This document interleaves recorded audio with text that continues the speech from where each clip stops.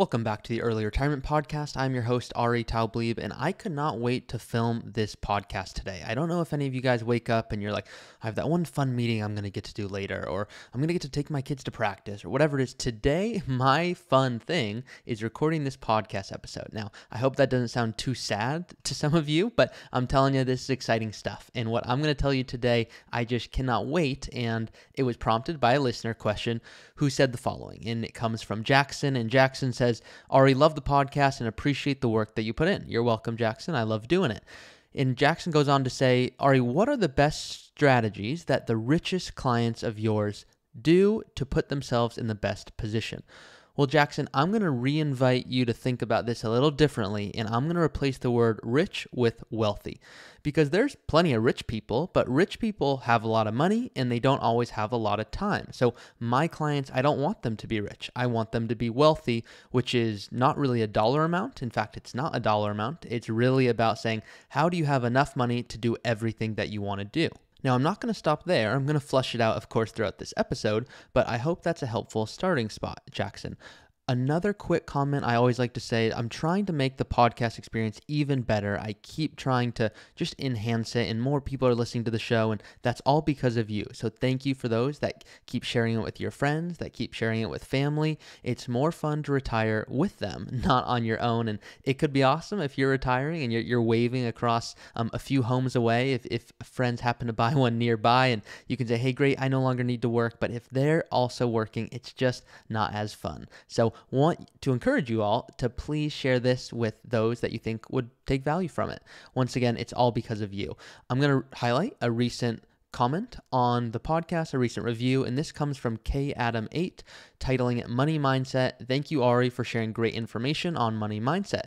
You have emphasized on value-based spending and plan retirement according to what's important to me. I like that your podcast is concise and with relevant data. Keep up the great work. Well, you're very welcome, KAdam8. I am glad that it is concise and clear. I have a strict anti-fluff policy, so I'm only going to include in these podcast episodes what I think is most helpful for you all. And a lot of you have been submitting questions to the show. Thank you. Please keep submitting those questions. A lot of you have inquired about working with me, and I love to go through the process. If you don't know what that's like, it's a couple of meetings to show you what the work looks like that I do, and I want to help as many people retire early, which, once again, if you've been listening to the show for some time, you know it's really not about an early retirement that I love. What I love is knowing that you can do more of what you want to do. So let's hop now right into the episode, which is, here are the 5 tips that how did my wealthy clients retire? Well, number 1 is they didn't just feel bad about their previous poor decisions. They didn't just feel bad about them.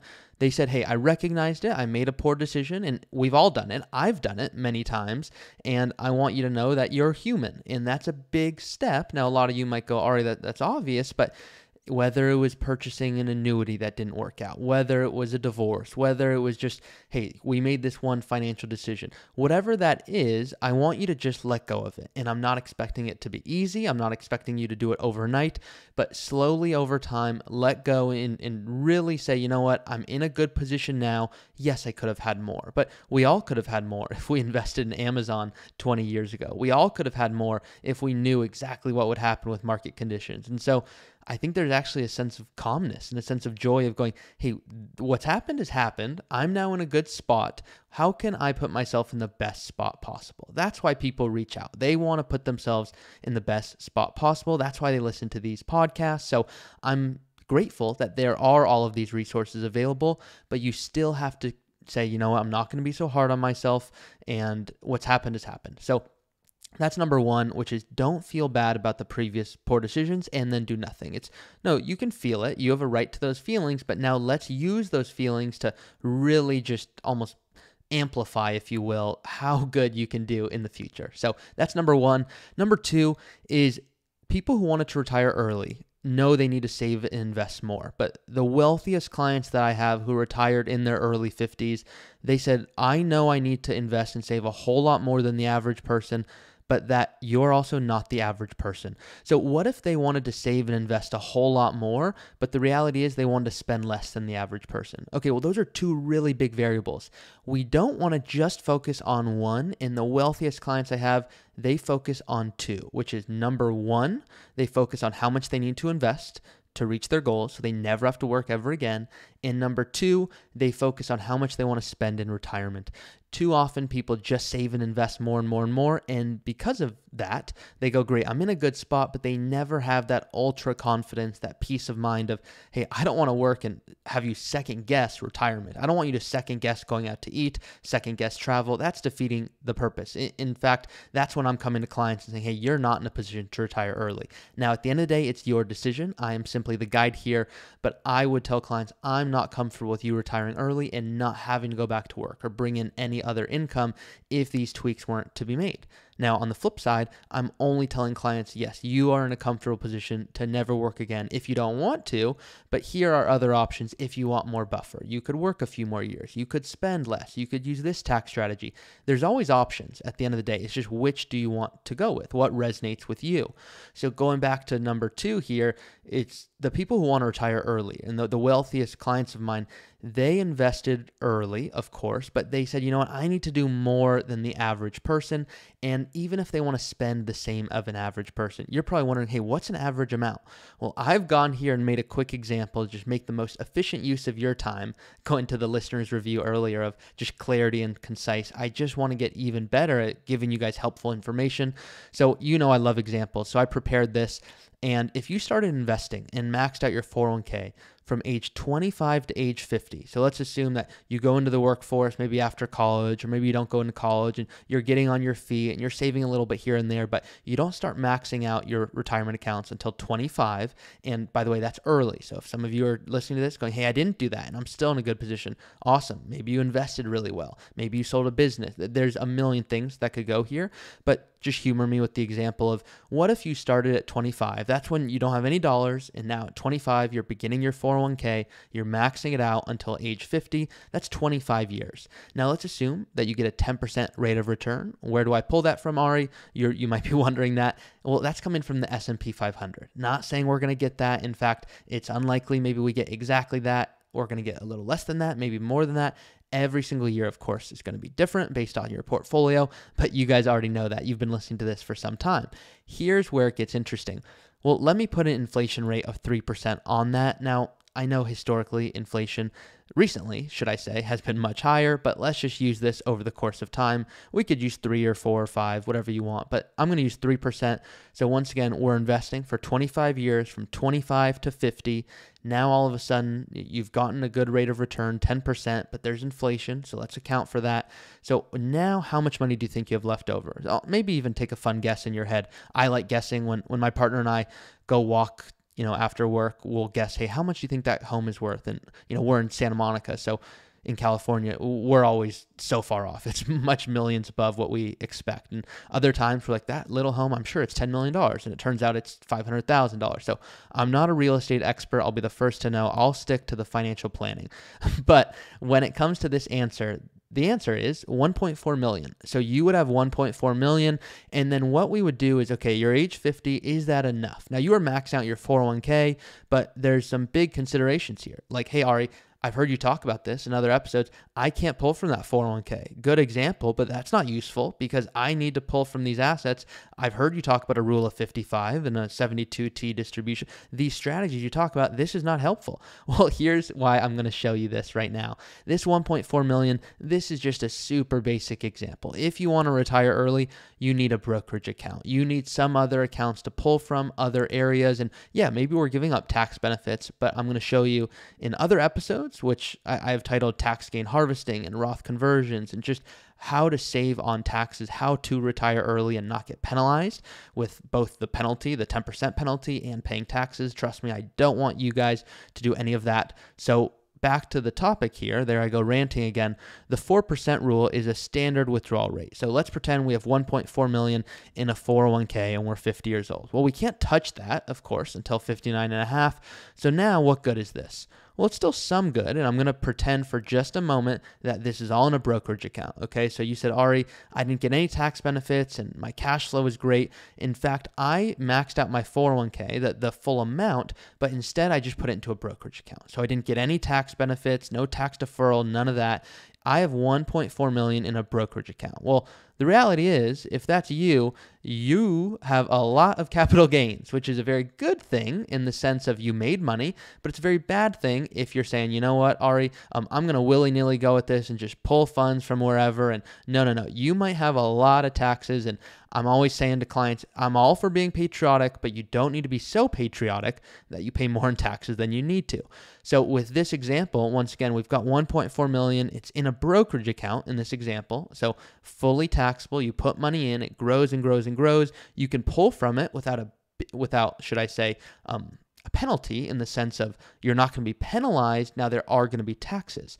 So now we've got 1.4 million. I know I'm going a little long around this, but I promise there's a reason. I don't want to waste your guys' time. I find that valuable. Now let's look at a safe withdrawal rate. Well, safe rules will say you can take 4%. I've gone over this in previous episodes, which is the 4% rule. 4% of 1.4 million. That would say that you could take $56,000 every single year and not run the risk of running out of money, but it's not looking at a very diverse study. So the 4% rule, it's based on just 50% U.S. intermediate term bonds and 50% U.S. large companies. So I don't love that study. I like to use John Guyton, which talks about the 5.5%, 5.2%.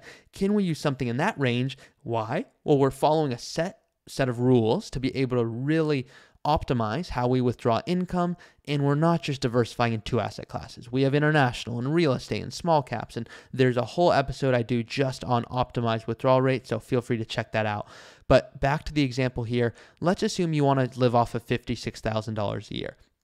Well, if this is all in a brokerage account and you can pull from it, you can realize gains at 0%. That's right. You can pay 0% in taxes using tax gain harvesting. So you might have really low income and you're thinking, Ari, oh my gosh, I should have done this 401k. I hear, my neighbor's got a 401k, my coworker's got a 401k, and oh my gosh, why did I put this in a brokerage account? What was I thinking?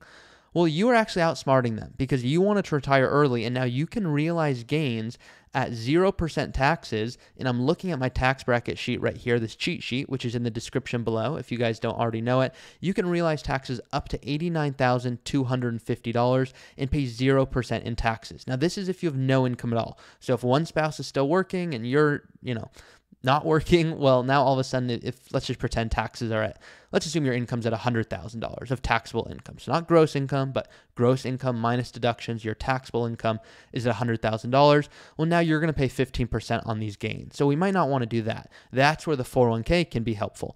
But I'm not saying, hey, do 401k. I'm not saying just do Roth IRA. I'm not saying just do brokerage account. What I'm saying is what the best people do is they look at their individual situation and they determine, wow, is $56,000 a year, is that enough for me to do what I want to do? Could I be done at age 50? Well, what if we use the John Guyton's approach of 5.2 to 5.5%? So we're not withdrawing 4%, which by the way was only designed to last 30 years. So if you're 50 and you're saying, I'm going to rely on the 4% rule, that gets you to 80. That's not a super safe, comfy, cozy retirement. Let's go a little further with John Guyton's approach, and that gets you to age 90. So not 30 years, but 40 years, according to his study. And what I like about that is you're also withdrawing $77,000 a year, not $56,000. And this also assumes no other income sources. So if that's you and you're going, hey, that's plenty to me, Ari. I could live off of $6,000 a month or $72,000 a year. That to me is great. That's what I want to do. The big question is, how do taxes play a role in that? And then, of course, what account is this in? So wanted to just illustrate, okay, that's in a brokerage example. Here's a 401k, Roth IRA, accounts we can't touch for longer. Yes, that's always applicable. But please know, if you want to retire early, a brokerage account and being really efficient with taxes, that's what the wealthiest people that are my clients who retired early have utilized. Number 3 here, they know they need a different withdrawal strategy to make their money last longer than the average. Once again, they don't just hear the 4% rule by Bill Bangin and go, that's what I heard. I saw an article. I'm done. No, they go, you know what? What other strategies exist? And how can I be most efficient with this? And hey, I heard interest rates are going up. Should I get a CD? And should I park more money there and get 5%? At the end of the day, you really want to dial in how do I optimize what I've worked so hard for? That's what I help clients to do. But I also want to help you through these podcasts to understand what strategies are out there. The number one thing that people say when they reach out to me, I'm going to let you guess for a moment. Okay, I gave you about a moment there, but here it is. The number one thing people say is, I don't know what I don't know. I've been in my field. I'm a doctor, I'm a lawyer, I'm an accountant, I'm in real estate.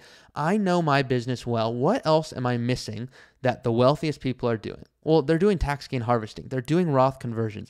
They're saying, hey, how can I lower my tax bill? And how do I make sure my investments are aligned properly in a way that allows me to ride these waves? Not always going to be fun, but in a way that has a strategy that says, you know what?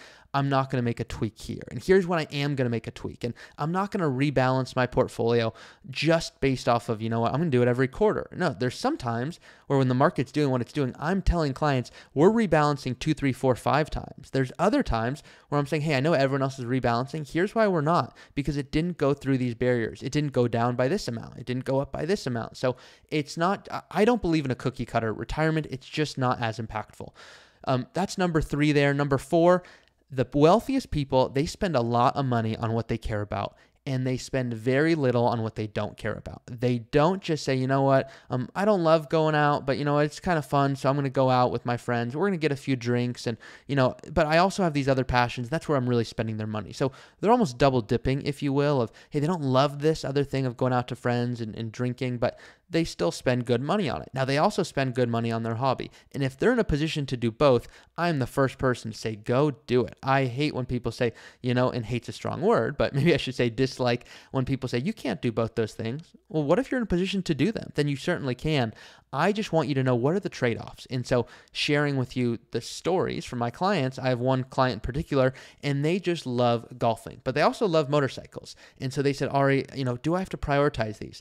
They were in a position where they did not have to, where they could easily do both and they could do everything that they wanted to do. Now, it meant an extra 2 years of work, but once he knew that trade-off, he said, oh my gosh, you're saying for the next 30, 40 plus years, now at 90, I hope he's not on the motorcycle for his safety. But unless he's really good, in which case, feel free to stay on the motorcycle. And if you're listening to this, I'm not going to, of course, say your name, but you know who you are. So I hope you're enjoying this episode, which is, once again, what are the trade-offs? Can I work longer to do more of what I want to do? Great. Maybe you say, you know what, work is just so detrimental to my health. I'm okay with the trade-off of I'm going to prioritize going on the motorcycle, but it means I'm golfing less. Whatever it is, understand the trade-offs, and you can't do this, in my opinion, without really going through a planning process. So once again, you can see in the description, you can reach out to work with me or another advisor on our team, and we would happily walk you through that process. Number 5 here, they don't forget about taxes. Just because it's not sexy, I know you're not always seeing tax brackets and legislation changes. And look, I'm seeing that stuff because I nerd out over it. But if all of you are seeing it, I would be very impressed. But I want you to know that it's not just about focusing on investments and just focusing on returns. No, they focus on taxes and how to minimize them. They focus on withdrawal strategies. They focus on when they pull income, how is the most efficient way to do that. So there's more that goes into it on the tax piece when it comes to IRMA surcharges and RMDs and just setting themselves up to not get screwed by taxes, which is, I know, a not very candid way of saying that. I just, at the end of the day, want you to make sure you are set up well. So this was a longer episode. I'm aware of what my wealthiest clients do who retired early, who had said, you know what, I want to retire. I want to do everything I want to do. I don't want to second guess my retirement. Here are some of those strategies. So hope that this was helpful. Once again, I'm doing all of this and more on my YouTube channel. Feel free to check that out there. I do have an ebook, a complete guide to an early retirement. Feel free to check that out in the description below.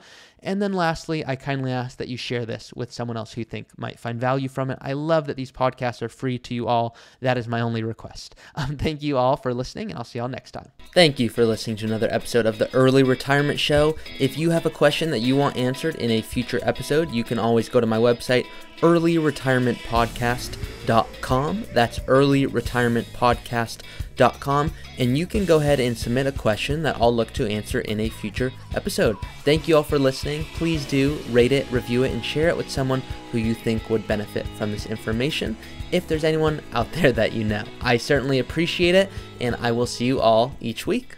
Hey guys, it's me again. Please be smart about this. Nothing in this podcast should be construed as financial, tax, or legal advice. Consult with your tax preparer or financial advisor before taking any action. This podcast is for informational purposes only.